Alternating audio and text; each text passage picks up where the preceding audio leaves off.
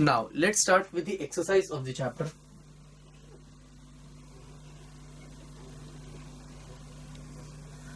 हमारा first question है basically fill in the blanks. There are some options that are given to us and out of those options हमको make out करना है कि कौन से ब्लैंक में कौन सा ऑप्शन आएगा. First one is water in waterfall flows from a higher level to lower level because of dash. Water ऊपर से नीचे गिरता है, कोई भी चीज ऊपर से नीचे गिरती है because of gravitational attraction. So first का ऑप्शन क्या है? Gravitational attraction. Second one is in electrical circuit electrons flow from a point of dash potential to a point of dash potential. Potential हमेशा हायर पोटेंशियल से lower potential के अंदर जाता है, sorry from lower potential से higher potential के अंदर जाता है. So in electrical current electrons flow from point of lower potential two point of higher potential. Okay, next is the difference between electrostatic potential of positive end and negative end of a electric cell is dash of a cell. क्या कहा गया है कि the difference between electrostatic potential of a positive end and negative end, positive और negative and के बीच के जो potential है उन दोनों के बीच का के डिफरेंस को हम क्या कहते हैं? उसको हम लोग पोटेंशियल डिफरेंस कहते हैं. Next is these three electrical cells of potential difference 1.5 volt each have been connected as a battery. The potential difference of battery will be, क्या कहा गया है? एक तीन सेल्स को कनेक्ट किया गया है कुछ इस तरीके से और हर बैटरी का जो पोटेंशियल वो कितना है? 1.5 वोल्ट, 1.5 वोल्ट, 1.5 वोल्ट. अगर तीनों को साथ में कनेक्ट किया गया है सीरीज में और देखिए इनके जो पॉजिटिव को नेगेटिव के साथ टर्मिनल्स को देख लिए ध्यान से, positive negative positive negative positive negative, तो हम इन तीनों को ऐड कर देंगे. सो टोटल कितना होगा? 1.5 plus 1.5 plus 1.5 that is equal to 4.5 volt.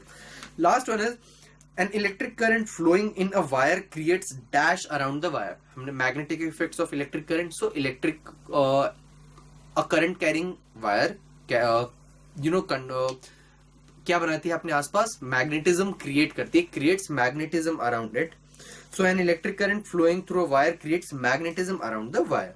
Moving on to the next question. अगले क्वेश्चन में हमसे पूछा गया है a battery is to be formed by joining three dry sales.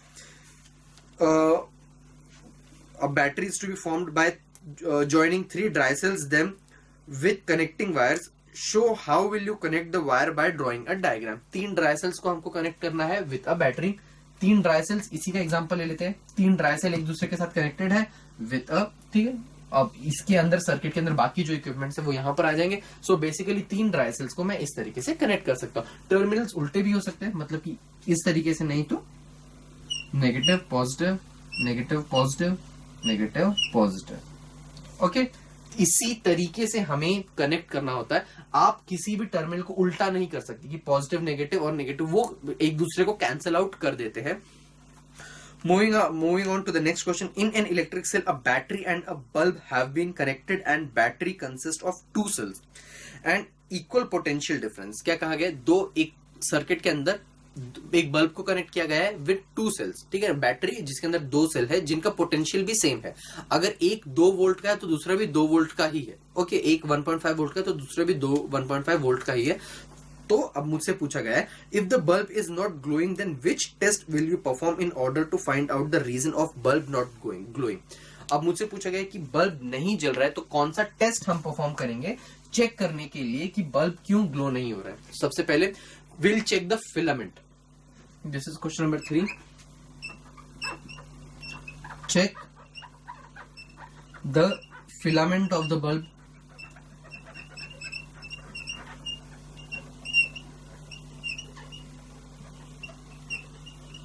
Whether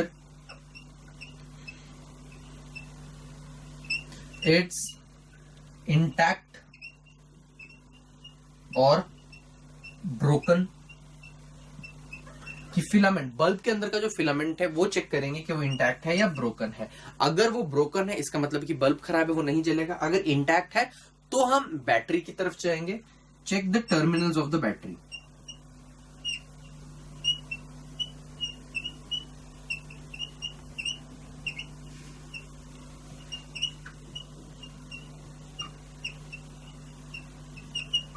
अब टर्मिनल्स ऑफ बैटरी मतलब कि it should be connected in this way, positive negative positive negative.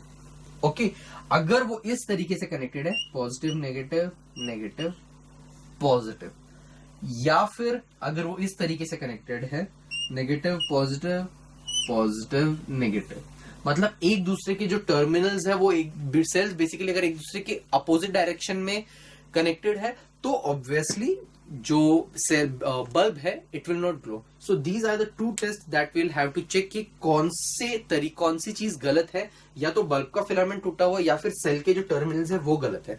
This is the right way of connecting the cells, these two are the wrong ones. तो इस तरीके से हमें check करना पड़ेगा कि कौन सा सही है या किस तरीके से उसे कनेक्ट किया गया है, so that we can find out कि what mistake has been done, कि बल्ब क्यों नहीं जल रहा है. Moving on to the next question. अगले क्वेश्चन में हमसे पूछा गया electric cells have 2 volt potential difference each have been connected in the form of a battery. Okay, दो फिगर्स हमें गिवन है. ठीक है, first one is just like the previous one we saw. This is question number 4. Okay, इसमें हमसे क्या गया है, first figure is somewhat like this, positive negative positive negative positive negative, और ये है 2 वोल्ट का, ये भी है 2 वोल्ट का, ये भी है 2 वोल्ट का. हमसे पूछा गया है what will be the total potential difference of the battery in both the cases. अब ये है फर्स्ट केस हमारा. सो टोटल पोटेंशियल डिफरेंस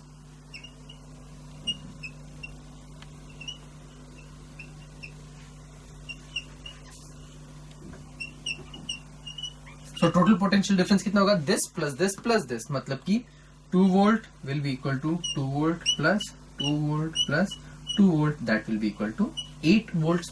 अब सेकेंड फिगर के अंदर सेम फिगर है, एक और बल्ब ऐड कर दिया गया है, that's it. So second case के अंदर 4 बल्ब ऐड कर दिए गए basically.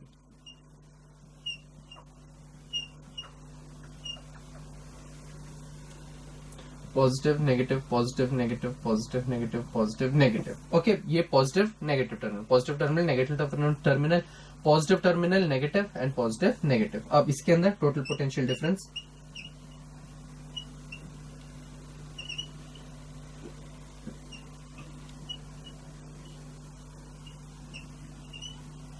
is equal to 2 volt plus 2 volt plus 2 volt plus 2 volt.